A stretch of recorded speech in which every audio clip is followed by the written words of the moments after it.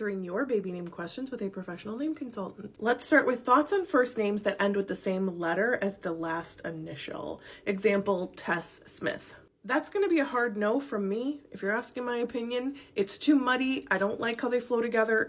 But it's the same thing as like using an ER first name. If your last name ends in Parker, I wouldn't do Dexter Parker. I think those sound ill. Next up is a sibling name for Henry and Simon. It doesn't say boy or girl, so let's do a few. I'd probably go with a different ending sound since Henry ends in a Y and Simon ends in the N. For a boy, I might do like Luca or Micah. Something else kind of vintage and cutesy would be Arthur, Henry, Simon, and Arthur. For a girl, I'd do something like Cora or Clara, so Henry, Simon, and Clara, Henry, Simon, and Cora. I also like the idea of Esther, Henry, Simon, and Esther.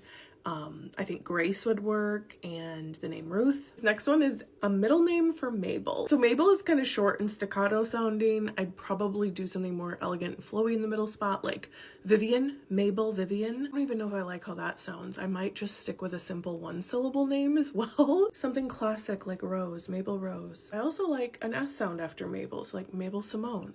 And if you want to take that one syllable plus the S beginning, what about Mabel Star? I think that'd be so pretty. She's your little star. This is the last one.